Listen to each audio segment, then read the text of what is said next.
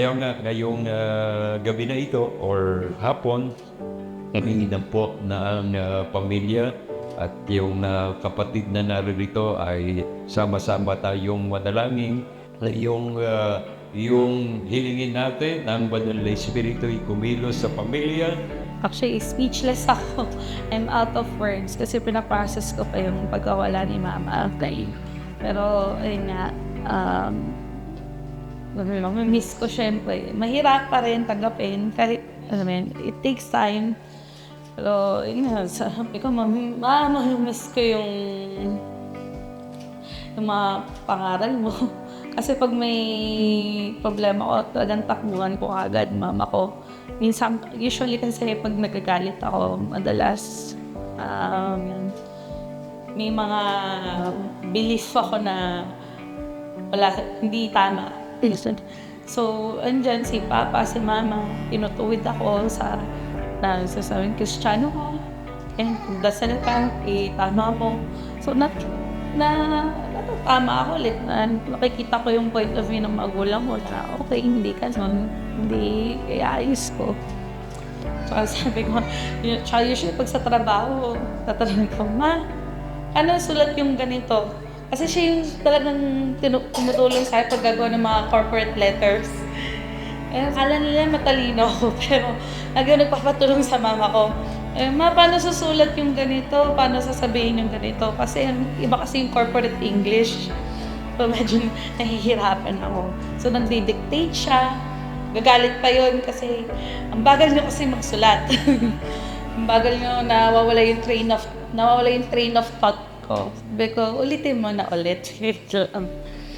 So, sabi ko, Ma, kahit nung buhay pa siya, sabi ko, Ma, paano pag nawala ka na, anong gagawin ko? Paano ako mag-compose ng mga letters na kailangan ko? Tapos, yun, mamimiss ko yung mga... Kasi kahit nung umalis ako pa Canada, everyday kami video call.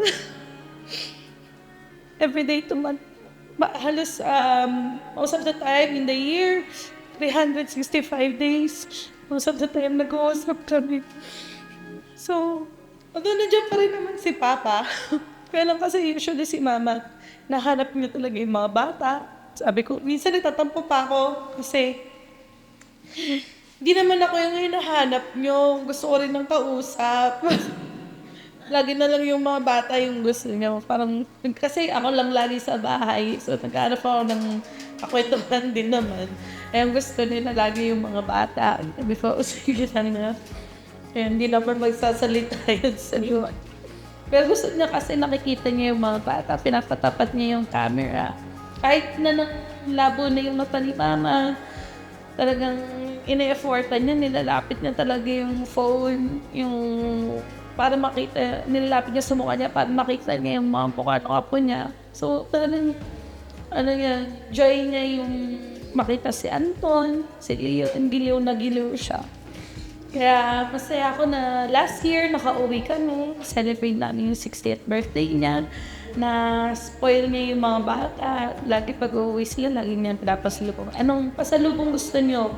Lagi nagbibila ng donut, chicken nuggets, this, that. Life comment. So, ayun nga, maalaga. Sabi ko, siya yung fan lola.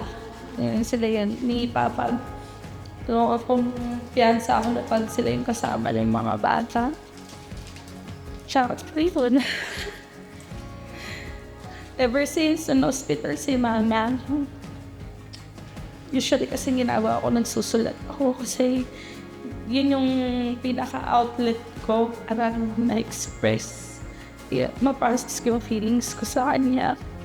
Although, sabi, nagagalit ako kasi ba't ko ba iniwan? Okay, ba't ka namatay ng bigla? Siyempre, kahit sino naman na mamatay na pangkulang na grabe ko pang gustong gawin. Kahit pa, never ko kasi naintindihan nung nasa hospital siya. Sabi ko, Ma, I never understood the gravity of your sickness. All this time, I thought na magda-dialysis ka lang, okay, sige, dialysis ka. Pero from that time parang we're just living on borrowed time kasi hindi ko naiintindihan ang reflection of the dialysis kasi pinapahaba niya pa yung buhay niya.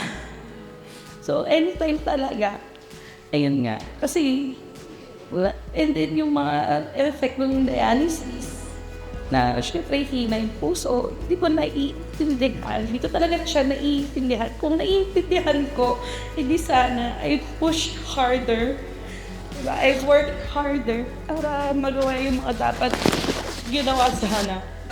Kaya lang, ayun nga, sabi ng papa ko, wag na akong umiyak. Isipin na lang yung nga nagawa na umuwi ka naman, napasyal sa amin mga bata. So, yun talaga. Tapos, in one of my letters to her, sabi ko, never ko nasabi sa kanya, kasi right now sa Canada, it's autumn, it's fall.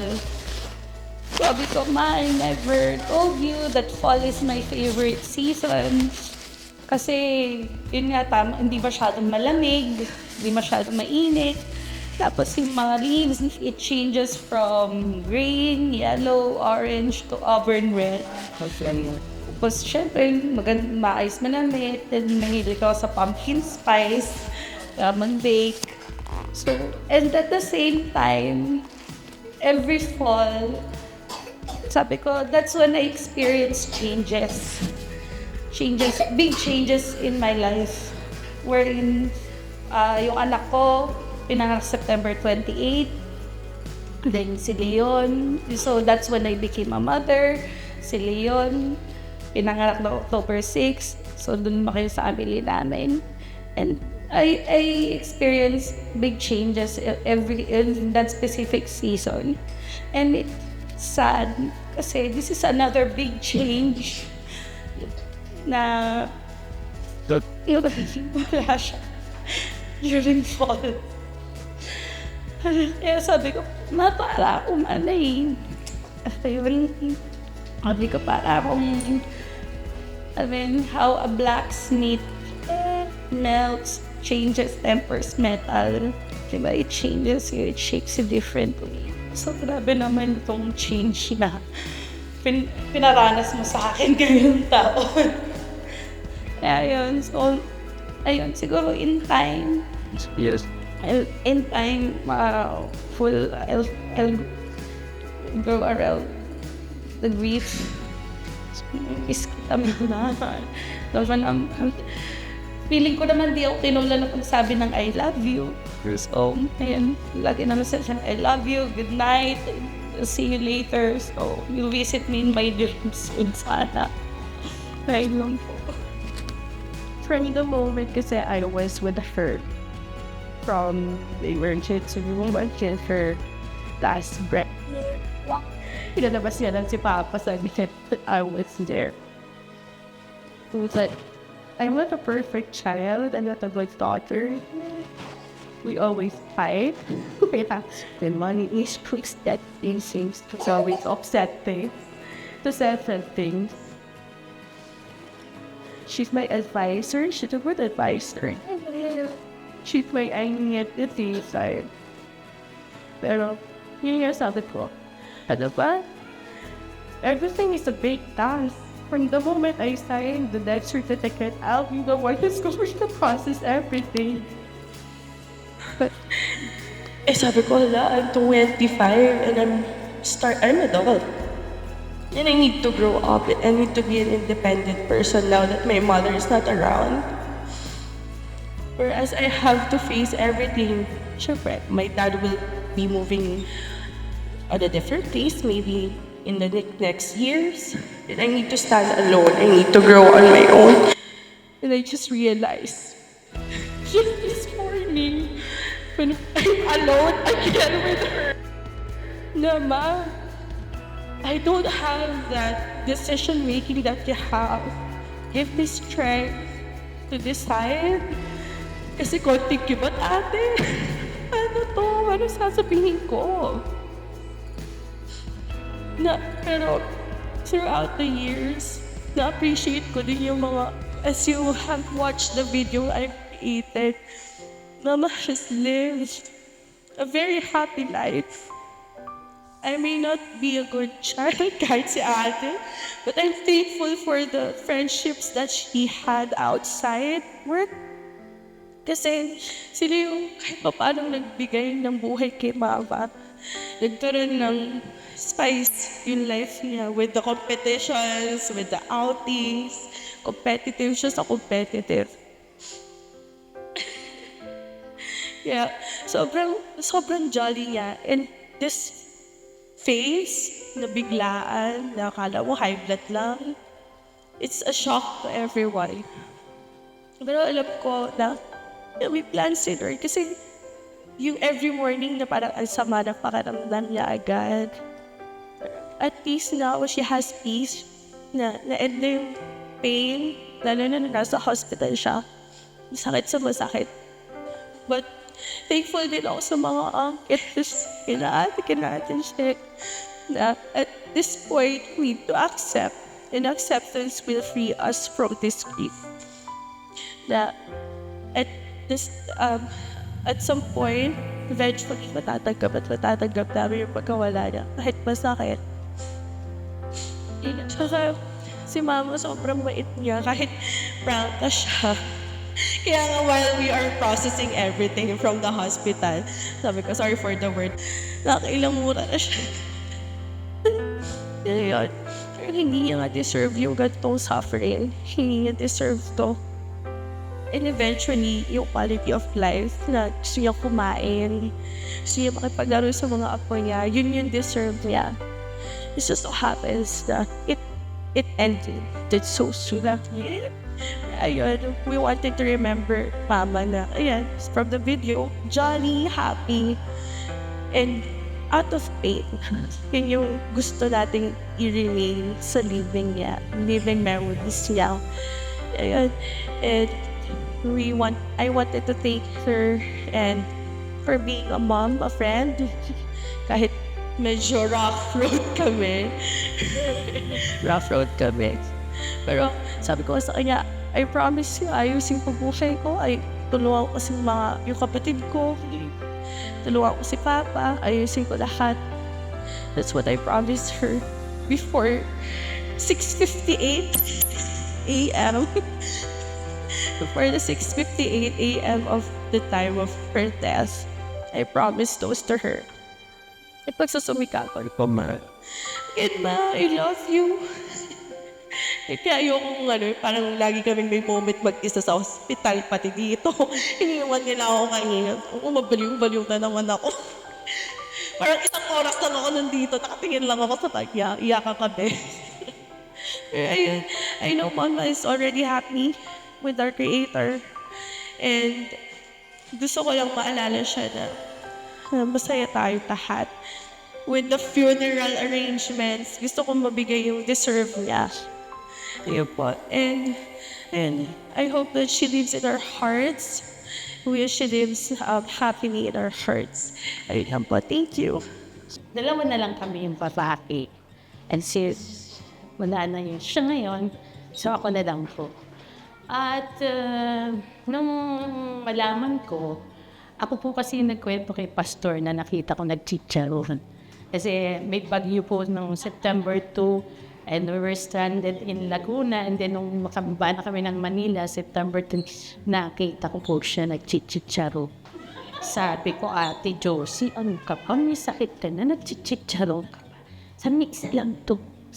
Sabi ko, grabe, usang. Tapos sabi ko to sa anak ko, anak, dala mo ng mangustin ang tita mo para matanggal yung chicharon sa dingla.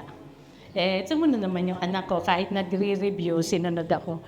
Pero yun nga, yun siya doon siya masaya sa mga kinakain niya na, actually, I remember nung ma-detect na siguro may issue na siya sa sugar, nagja-jogging yan, Tagaytay, grabe.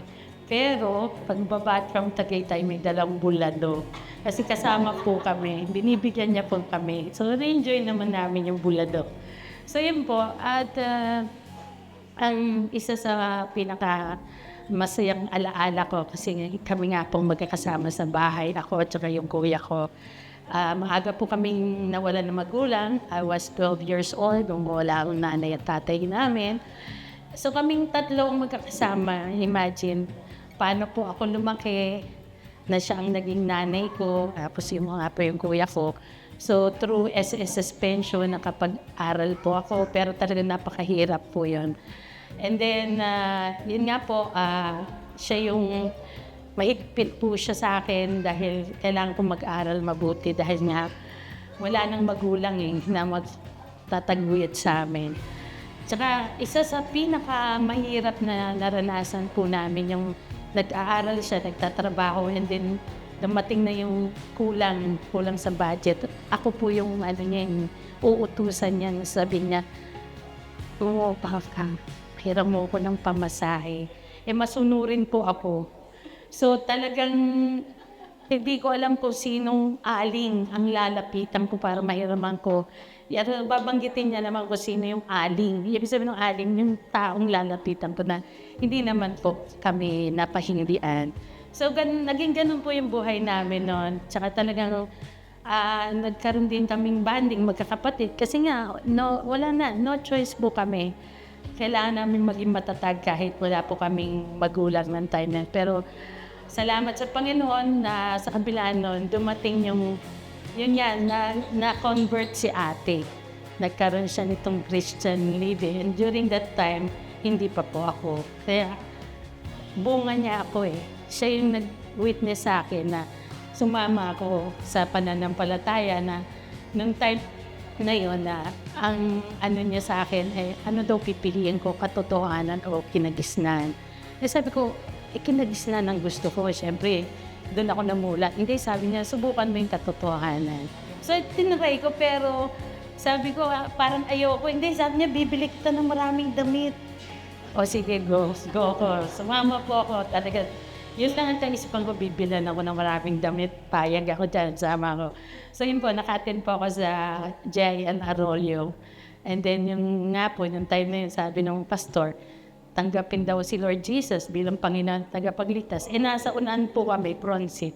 Itinulak niya po ako sa unahan. Hindi ko po malilimutan. Tanggapin mo, tinulak ako. Nandun na po ako, ang daming tao. Pero deep inside, totoo po yung pagtanggap ko. Hindi naman po sunod-sunuran na.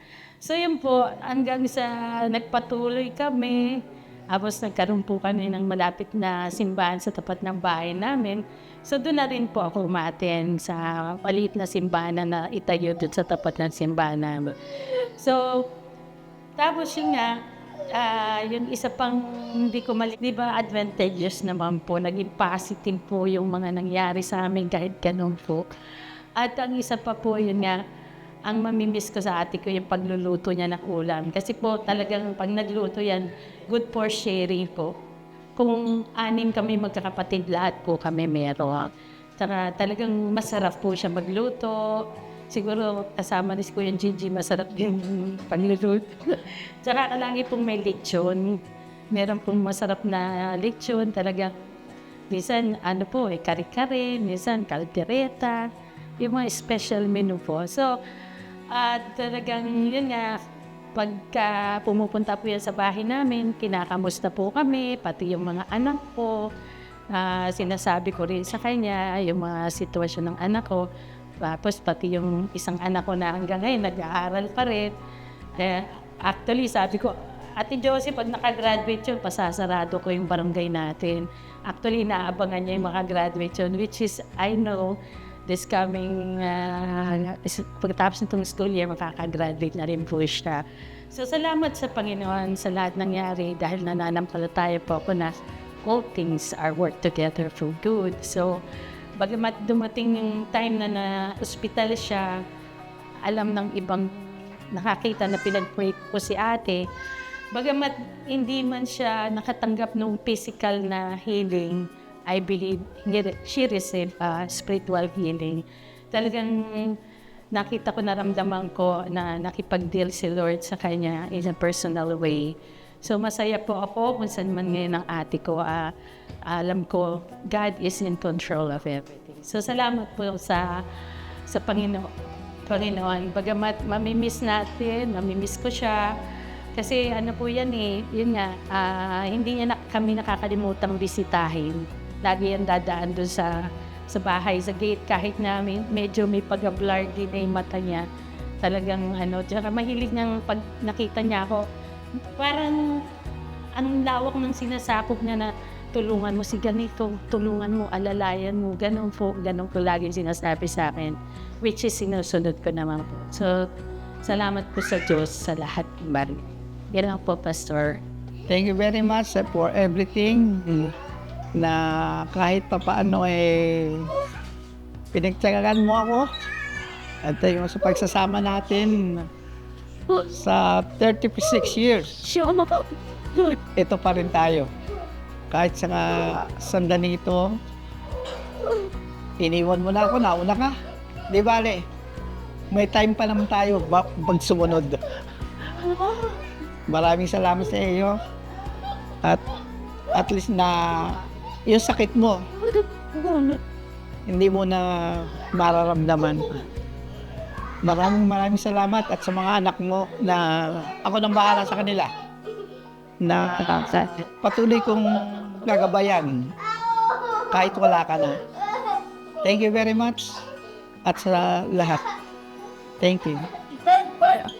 Si Mama Jo yung katulad ng post ko, siya yung all-around person. All-around person ko. Ninang siya ng panganay ko. Ninang ko rin siya sa kasal, tsaka si Papa Gigi. Buddies ko rin siya sa office. Siya yung... isa siya sa mga nasa area ko, sa department ko. At first, sa sentro, kaaway ko siya actually. Kasi ibang area pa siya noon sa marketing. Kasi yung area namin, tsaka yung area nung nila, nagka-clash. Kasi pag nag-ano sa ano. Pero nung bumaba siya sa area ko, dun ko na-appreciate si Mama Jo. Ayun, parang... Imbis na sa laki niya, imbis na ako yung mag-shield sa kanya, siya yung nag-shield sa akin. Kasi si Mama Jo, ano yun matigas kasi ulo talaga nito. Sobrang ano talaga. So, minsan napapagalitan sa department, pero pag hindi, kaya natin yan, Mama Jo. Ayusin natin yan, ganun. Kaya sobrang, Beb, ganito. Talagang nagkukwento siya sa akin, ganito. Tapos, yun, super, simula nun, super dikit kami niya ni Mama Jo. Nung namatay yung mother ko, si Mama Jo yung laging, parang naging second mother ko na siya. Every time napapasok ako, tatanungin niya yung papa ko kung okay lang kasi na-stroke din yung papa ko. Siya yung laging, Beb, kamusta na si papa mo? Ganun, ganito. Kasi ako ganito, ganun. Kasi si Mama Jo, pag sa office yan, papasok yan, Beb, masama pakiramdam ko. Ako kasi, si Mama Jo, parang sa sobrang close namin, sobrang nagagalit ako palagi sa kanya. So, sinasabi ko, ano naman kinain mo? Yun agad yung sasabihin ko. Ano naman ginawa mo? Ano naman kinain mo? Hindi, kumain lang ako, isa lang naman kinain ko. Talagang nagsasabi siya, isa lang naman kinain ko. Kumain akong hipon, ganun. Sabi ko, ang tigas talaga ng mukha mo, ganun. Sabi niya, ano ba yan? Nagagalit siya sa akin. Ano ba yan? Kasi sermon nun sa akin ni Chinky sa bahay pagdating ko dito. Parang si Chinky, sabi niya gano'n.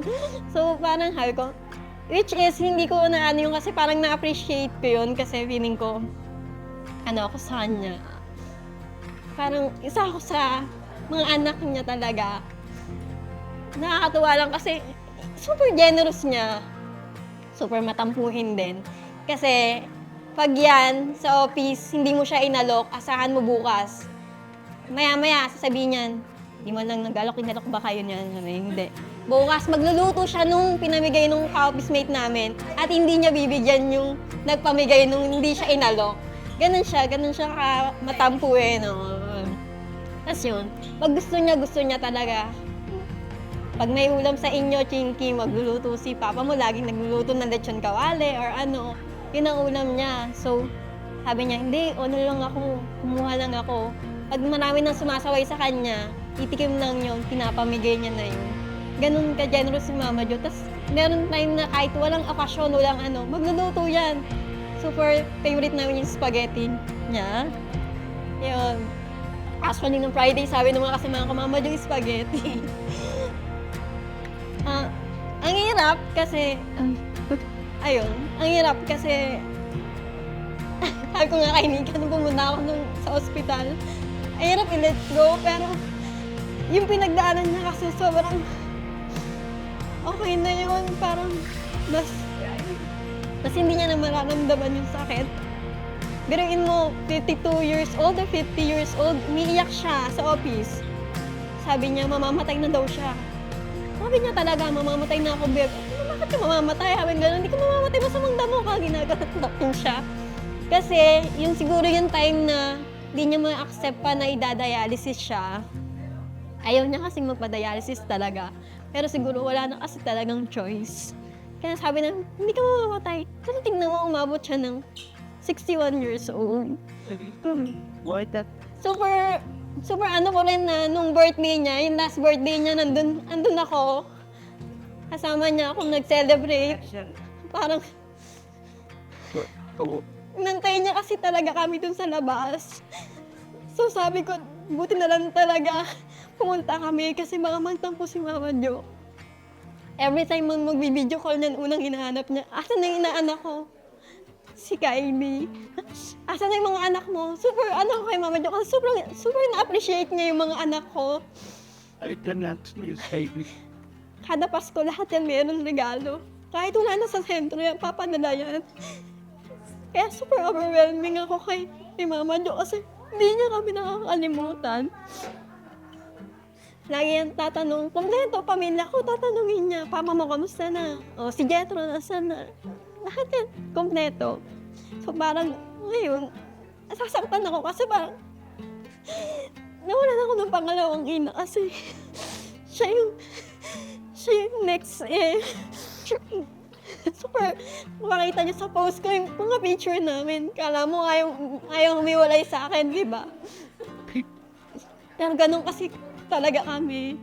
Noong time na medyo malungkot kasi di na rin kami nagkikita. Every year, kami may mga set of friends kasi kami. Every year, meron din kami mga reunion. Iba-iba yan. Ayan, sila Shay, yan. Ibang set of friends. Nakakatawa lang si Mama Jo kasi Mama Jo siya ng lahat sa office. Wala siyang anak na kami lahat. As in, anak na kami lahat. Lahat tawag sa kanya Mama Josie. Kilala siya lahat kahit bago. Walang ano talaga sa kanya. Hindi pwedeng hindi siya kilala. Pag sinabi Mama Josie, si Mama Jo yun. Thank you, Mama Jo. Nasasaktan ako pero alam ko, okay ka na. Yun lang, ayoko na umiyak, pero mahal kita, mahal kita. Thank you, Mama Jo. Magandang gabi po. Ako po si Edsel, yung pamangkin na favorite ng tita ko. Favorite Brian. Pero love na love, diba? Pag nagutang ako sa kanya ng pamasahe, diba? Kaso hanggang 100 lang eh. Bawal lumagpas. Hanggang 100 lang. And bali, siya yung nag-guide sa akin sa sobrang, mahigpit siya. Sobrang napaka-ano niya, pero yun yung nagturo sa akin para maging ayos yung buhay ko, di ba? Nagturo talaga kahit medyo palyado ko, di ba? Siya yung tinagalang, tinatatakot, lalo na ako, takot ako sa kanya. Ina-idolize ko rin dahil sa family niya na malulungkot ako kasi sobrang hirap na nila. Wala na akong ipipila. Ipipila ng gamot, di ba? Sayang din yun, 100 din yun. Tapos message ko lang, tita, salamat tita sa lahat. Favorite mo daw ako eh, sabi nila. Favorite mo rahin. Ganun, pero mahal na mahal kita, tita. Bali, kay hindi ka na lang ako manghihiram ng pamasahe. Baka may 50 lang to, sa inyo 100. Mahal na mahal ko kayo, tita. Sobra. Ito, napaka-generous nito sa pagkain. Masarap siya kakain. Talagang, bubusugin ka nito pag ikaw bisita ko sa bahay o bisita ka dito sa bahay. Kahit bawal sa kanya, lalabas niya yan. Walang masamang sa kanya. Saka napakabait. Talagang madiskarte, maabilidad. Wala siyang hiya. Kaya isang balahibo ko. Wala siyang hiya. Basta kung saan pagkakakitaan, doon siya. Kung saan magkakaroon ng kapirahan, doon tayo. Wala siyang hiya. Basta masasabi ko mabait na kaibigan. Paglalaban ka niya. Lang. Kaya kakalungkot. Kasi ganitong kaibigan, mahirap mawala eh. Pakihinayangan mo. Paglalaban ka niya, palalakasin niya yung loob mo, masayain kasama, lalo na pag sa kainan. Yun lang masasabi ko, mamimiss ko tong taong ito.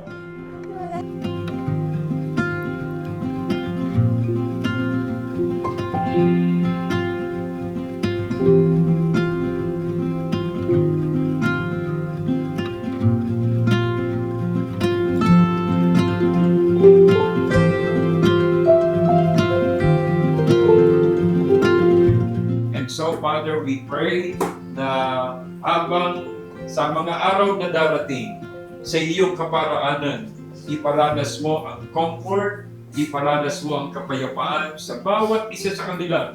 Sa ibang-ibang kaparaanan, marahil habang nagtibiyahe, habang nagluluto, habang kumakain, o habang nagutulog, ay ipapakita mo ang magandang panaginip na siya'y masaya sa piling mo, Panginoon. Ang lahat ng istorya, kaya mong gawin. You said, Father God, we heard it. I know that whatever you ask, God will answer because God is a listening God. And so, Father, I pray for your comfort. I pray for the inner strength sa bawat isang miyembro ng pamilya, ng Salbosa family, ng Mislan family. Wala man dito o naandito man, Panginoon, ay ikaw, O Lord, sa iyong kaparaanan, ang magregalo ng comfort, ng peace, at eventually ng acceptance sa pangalan ni Jesus.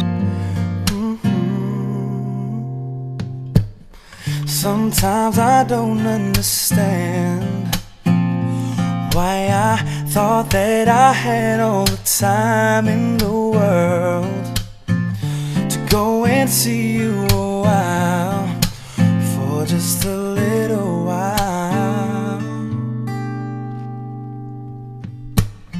Too caught up in my own life, I didn't see the pain you hid with a smile. And now you're not here with me. You should have been, could have been, would have been alright. Wish I knew how to turn back the hands of time, 'cause maybe then I'd be here by your side. Wish that I had done just a little more. Wish that I could see you one more time. But I know that God holds your life. Your battle is finally won, and He said, well done, my faithful servant, well done. Well done. Listen. Too many times in our lives do we take things for granted. I don't understand it, no. When it's right in front of our eyes, thinking they would be here for all times. Wish I knew how to turn back the hands of time, 'cause maybe then you'd be here by my side. Wish that I had done just a little more. Wish that I could see you one more time. But I know that God holds your life. Your battle is finally won. Wish that I had done just a little more for you. Wish that I could see you one more time. But I know that God holds your life. Your battle is finally won. Wish I knew how to turn back the hands of time, 'cause maybe then I'd be here by your side. Wish that I had done just a little more for you. Wish that I could see you one more time. But I know that God holds your life. Your battle is finally won. And he said, well done, my faithful servant, well done. God said, well done. Oh, Grandma, well done. And he said, well